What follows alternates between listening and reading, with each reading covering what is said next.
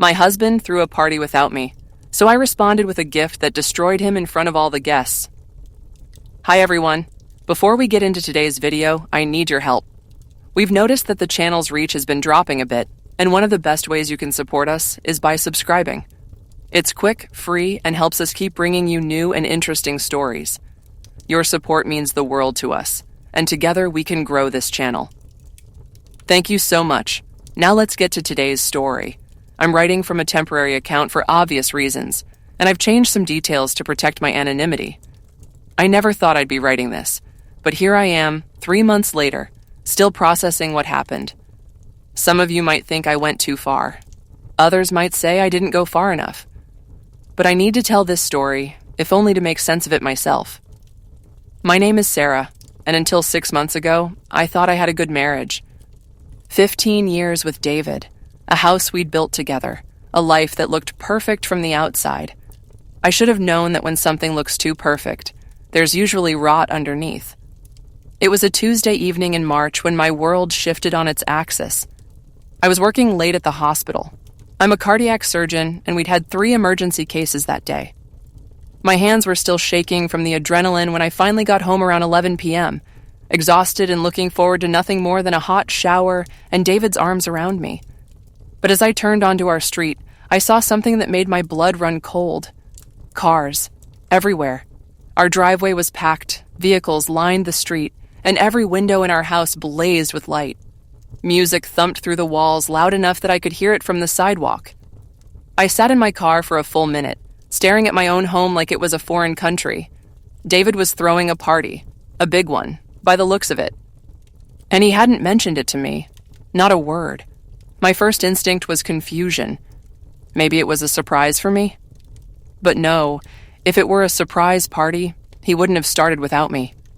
If it were some kind of emergency gathering, he would have called. As I sat there, watching strangers come and go from my front door like they owned the place, the confusion crystallized into something much sharper. I was not invited to my own life. I parked 3 blocks away and walked back, my heels clicking against the pavement in a rhythm that sounded like a countdown. The closer I got, the clearer the picture became. Through our bay window, the one I'd chosen myself, the one where I'd hung the curtains I'd spent hours selecting, I could see David holding court in our living room. He was animated, gesticulating with a wine glass, my wine from the bottle I'd been saving for our anniversary, surrounded by people I recognized from his office. And there, perched on our white leather sofa like she belonged there, was Melissa from his marketing department. 26 years old, blonde, the kind of confident beautiful that comes from never having been told no.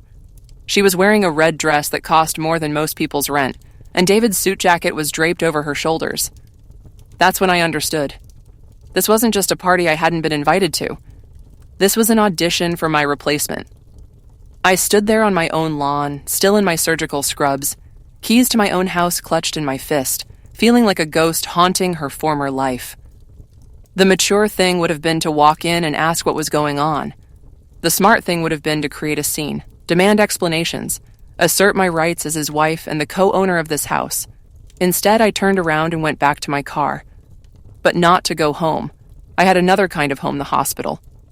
My real sanctuary, where I was never diminished, never forgotten, never made to feel invisible. I slept in the on-call room that night, and when my colleagues asked why, I told them I'd had a fight with David. It wasn't entirely a lie. The next morning, I came home to find our house restored to its usual pristine state. David was in the kitchen making coffee, acting like nothing had happened. He kissed my forehead when he saw me.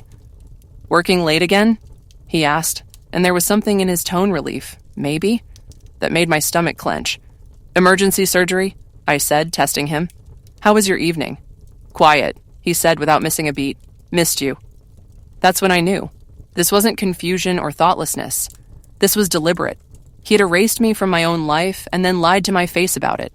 I went through the motions of normalcy for the next few days, but inside, I was conducting an investigation. It's amazing what you can discover when you're a surgeon.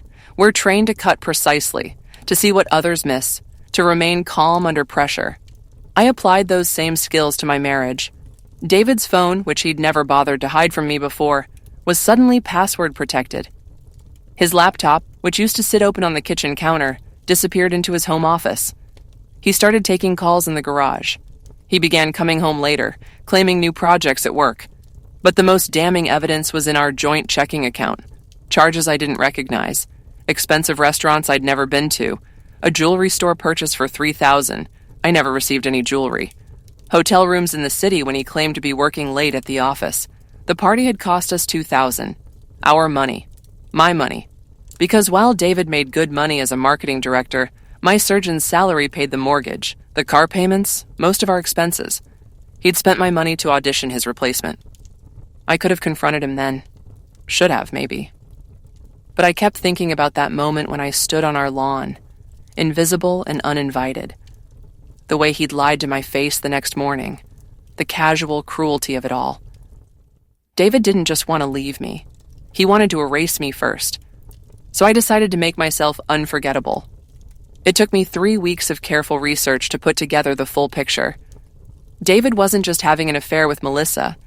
He was planning to leave me for her, but he was also planning to do it in the most financially advantageous way possible. You see, David had always been lazy about paperwork, so I handled most of our financial affairs.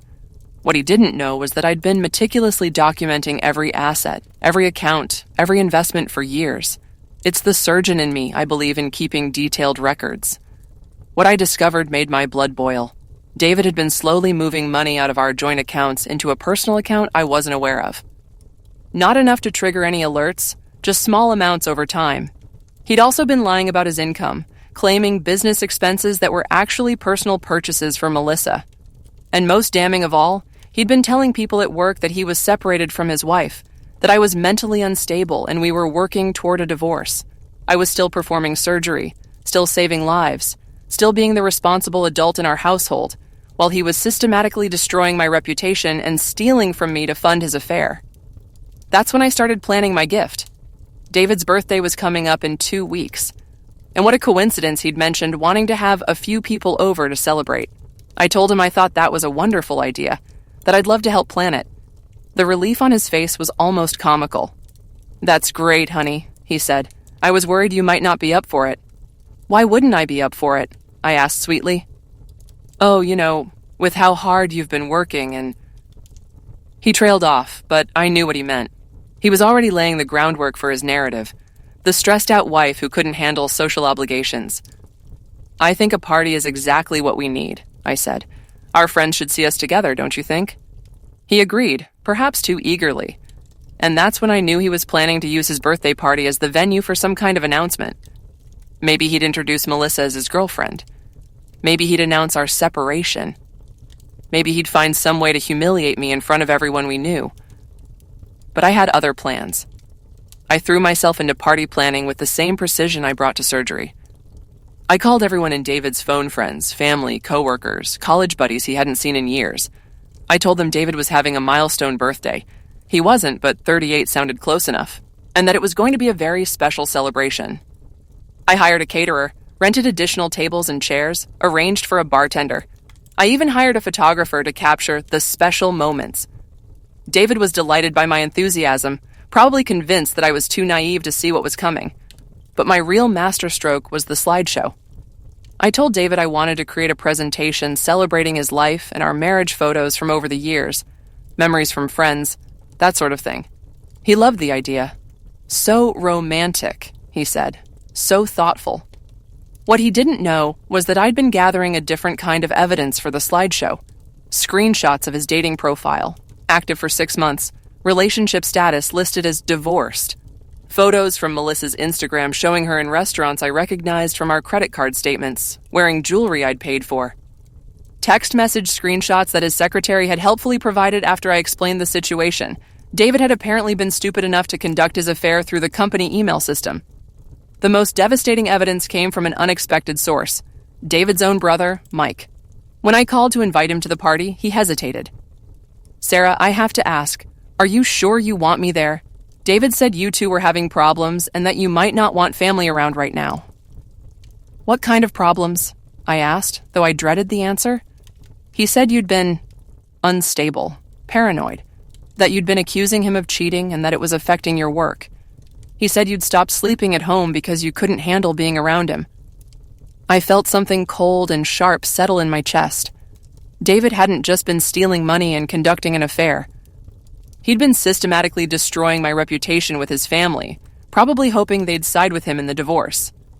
"Mike," I said very calmly, "I've been sleeping at the hospital because I've been working 70-hour weeks. As for the cheating accusations, well, you'll see." That's when I knew exactly how this party would end. The night of David's birthday, our house looked like something from a magazine. I'd worn my best dress, a black silk number that David had always loved, elegant and understated. I'd had my hair and makeup done professionally. If this was going to be my final performance as David's wife, I was going to look the part. Guests arrived at 7, and by 8, the house was full. David was in his element, playing the perfect host, accepting congratulations and birthday wishes. Melissa arrived fashionably late in a stunning blue dress, and I watched David's face light up when he saw her. I played my role perfectly. The gracious hostess, making sure everyone had drinks and food, charming David's co-workers, catching up with old friends. Several people commented on how beautiful I looked, how happy David and I seemed together. "You two are relationship goals," said Janet from David's office, and I saw Melissa's face tighten almost imperceptibly. At 9 o'clock, I tapped my wine glass to get everyone's attention. "Thank you all so much for coming to celebrate David's birthday," I began, and the room quieted. As many of you know, David and I have been together for 15 years, and they've been the most educational years of my life. People chuckled, thinking it was the setup for a loving birthday roast. I thought it would be fun to take a trip down memory lane tonight, to really celebrate the man David has become. So I've put together a little slideshow. The lights dimmed, and the large screen TV displayed the first image, David and me on our wedding day, young and radiant and stupidly happy. 15 years ago, I married the man of my dreams, I said, my voice carrying easily across the silent room. I thought I knew him completely. More photos flicked by our honeymoon, buying our first house, holidays with family. David was smiling, probably thinking this was exactly the kind of tribute he'd hoped for. David has always been ambitious, I continued, always looking for new opportunities, new experiences. The photos shifted. David at work events, David with colleagues, David at restaurants I recognized. But now Melissa appeared in some of the shots, standing just a little too close, her hand on his arm. I heard someone in the crowd murmur something, but I kept going. In fact, David has become quite the social butterfly in recent months. He's been exploring new restaurants. The screen showed receipts from expensive dinners, with David's signature clearly visible. New jewelry stores. A receipt from Tiffany Cummer 3000, dated 3 weeks ago. In the crowd, I saw David's face go pale. And new relationships. The screen filled with screenshots from David's dating profile. His photo smiled out at the room of his friends and family, along with his relationship status, divorced. His bio read, "Recently separated, looking for someone who shares my values and zest for life." The silence in the room was deafening. Now, this surprised me a little, I said, my voice still perfectly calm and cheerful, because as far as I knew, we were still married. In fact, I've been sleeping at the hospital not because I'm mentally unstable, as David has been telling some of you, but because I've been working 70-hour weeks to pay for this house, these cars, and apparently my husband's midlife crisis. More screenshots appeared, text messages between David and Melissa, planning secret getaways using my money. Photos from Melissa's social media showing her wearing the jewelry David had bought with our joint account. But tonight is about celebrating David, I continued. So let's celebrate his creativity, his ability to be in 2 places at once, working late at the office while actually being at dinner with his girlfriend. His mathematical skills managing to spend our money on dates while telling me he couldn't afford to fix my car. His storytelling abilities, crafting an entire fictional narrative about his mentally unstable wife to justify abandoning his 15-year marriage. I could see David frantically trying to catch my eye, his face red with humiliation and panic.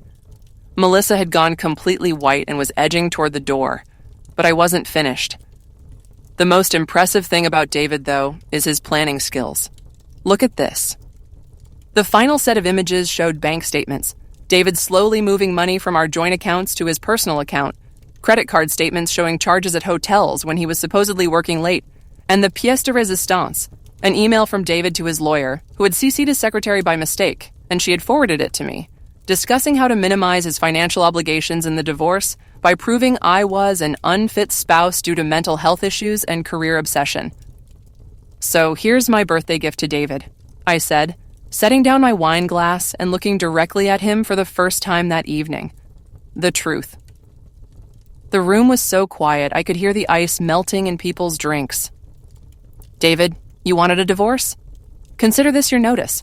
You wanted to paint me as mentally unstable to your family and friends? Let them judge for themselves who's been acting rationally and who's been living a lie for 6 months. You wanted to leave me for Melissa? Congratulations. You're free to be together. Just not with my money, not in my house, and not with my reputation as collateral damage." I walked over to David, who looked like he was going to be sick, and placed a small wrapped box in his hands. "Oh, and this is for you. Open it." With shaking hands, David unwrapped the box. Inside were copies of all the evidence I'd gathered, along with divorce papers I'd had drawn up by the best family law attorney in the city, and a restraining order requiring him to move out of the house within 24 hours. "Happy birthday, darling," I said and kissed his cheek. Then I turned back to our guests, former guests, really, since it was clear they were David's friends, not ours. "Thank you all for coming. Please stay and enjoy the party. I've paid for everything, so we might as well use it. David and Melissa, I'm sure you'll understand why I'll need you to leave now." The aftermath was swift and decisive. David tried to stammer some kind of explanation, but what could he say? I'd presented his life in his own words, his own actions, his own digital trail. Melissa had already disappeared. Within 10 minutes, David had gathered his keys and wallet and left his own birthday party. His family stayed. His brother Mike found me on the back patio an hour later. "Sarah, I owe you an apology," he said. "David told us. God, I'm so sorry." "You don't need to apologize for believing someone you love," I said. "That's what people do. That's what I did for 15 years. "What will you do now?" he asked. I looked back at the house. My house, which I'd worked so hard to afford, where I'd planned to grow old with someone who turned out to be a stranger. "I'm going to live," I said. "Really live. Not just survive someone else's lies." That was 3 months ago. The divorce was finalized last week. David fought me on the house, the accounts, even tried to claim he deserved alimony because he'd sacrificed his career growth to support my medical practice. The judge was not impressed, especially after seeing the evidence of his systematic financial deception. I got the house, most of the assets, and my dignity back. David got Melissa and a 1-bedroom apartment across town. Last I heard, she dumped him after 2 weeks when she realized he couldn't afford to maintain her in the style to which she'd become accustomed, on my dime. People ask me if I regret the way I handled it, if I feel bad about humiliating David in front of everyone he knew. The truth is, I don't regret it at all.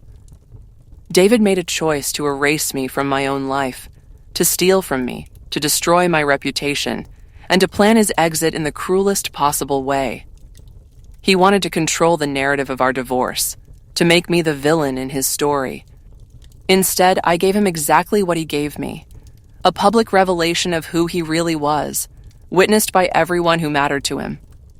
The only thing I regret is not seeing it sooner, not trusting my instincts that Tuesday night when I stood on my own lawn feeling like a stranger. But I learned something important about myself through all of this. I am not someone who can be erased. I am not someone who will disappear quietly to make someone else's betrayal more convenient. I am a surgeon. I save lives, including my own. And sometimes, the most precise cut is the one that removes the diseased tissue entirely. 3 months later, I'm still in our house. My house now. I've redecorated David's office into a library, replaced our king bed with a queen, and converted the garage into a home gym. I work the same long hours, but now I come home to silence instead of lies, solitude instead of deception. Last week, I got a text from an unknown number. "I hope you're happy with yourself. You destroyed everything." I deleted it without responding. David still doesn't understand that I didn't destroy anything. I just revealed what was already destroyed. I just refused to be buried in the wreckage of his choices. Some people might say I went too far, that I should have handled it privately, that I should have tried to work things out. But those people have probably never stood on their own lawn feeling invisible while their spouse auditions their replacement with money earned from their own labor. I gave David exactly what he gave me, a public humiliation preceded by months of careful planning and systematic deception. The only difference is that my version was honest. And honestly, it felt amazing. I'm not proud of taking pleasure in his humiliation. I'm proud of refusing to be erased. I'm proud of fighting for my own value when no one else would. I'm proud of using the same skills that make me a good surgeon precision, planning steady hands under pressure to excise the cancer from my own life. David wanted to write me out of my own story. Instead, I made sure it ended with the truth. And the truth, as they say, will set you free, even if first it ruins your husband's birthday party. Update, added 2 hours later. Holy shit, I did not expect this to blow up the way it has. Thank you for all the awards and comments. A few people have asked for updates, so here are a few things that have happened since I posted this. 1. 3 of David's co-workers who were at the party have reached out to me personally to apologize for believing his stories about me and to offer character references for any future professional situations. Apparently, David's reputation at work has taken a significant hit. 2. Melissa tried to friend me on Facebook yesterday. I declined. 3. My attorney called to inform me that David is apparently trying to sue me for intentional infliction of emotional distress related to the birthday party incident. She was laughing when she told me this. Apparently, truth is an absolute defense against such claims, and David would have to prove that my actions were beyond the bounds of decency. Good luck with that, David. 4. I've started dating again. Nothing serious yet, but I went on a coffee date last weekend with a fellow surgeon who asked me out after hearing about my legendary divorce party through the hospital grapevine. We laughed for 2 hours straight. 5. My house has never been cleaner or more peaceful. So yeah, life is good. David is still with Melissa. She apparently took him back after the initial shock wore off. But word is that she's pressuring him to marry her ASAP since she wants the security she thought she was getting when she started dating him. I wish them both exactly what they deserve. Thanks for reading, Reddit. Sometimes the best revenge really is living well and throwing one hell of a party to mark the occasion. Final update. It's been 6 months since the party now, and I wanted to give everyone a proper finale to this story. David and Melissa did get married, a quickie courthouse ceremony with no guests, since apparently most of his friends and family weren't exactly eager to celebrate their union after witnessing how it began. I found out through Mike, who told me with the weary tone of someone who loves his brother but has completely lost respect for him. The marriage lasted exactly 2 months. Turns out that when you're a gold digger and your target's gold gets cut in half by divorce proceedings, the relationship loses its luster pretty quickly. Melissa left David for her personal trainer, taking half of what was left of David's assets in their brief marriage settlement. David has apparently been trying to get his old friends to feel sorry for him, painting himself as the victim of 2 manipulative women. From what I hear, it's not working. Hard to claim victim status when everyone witnessed your own systematic manipulation firsthand. As for me, I'm thriving. I bought new furniture, took up painting, and I'm seeing that surgeon I mentioned. His name is James, and he thinks my party stunt was brilliant and well executed. He's also never once made me feel invisible. But the best part? I finally understand what David gave me that night. He threw his party without inviting me. He gave me clarity. He showed me exactly who he was and what I was worth to him.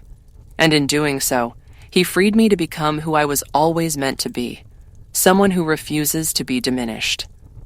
I used to think the worst thing that could happen to a marriage was betrayal. Now I know the worst thing is accepting betrayal. Betrayal is something someone else does to you. Accepting it is something you do to yourself.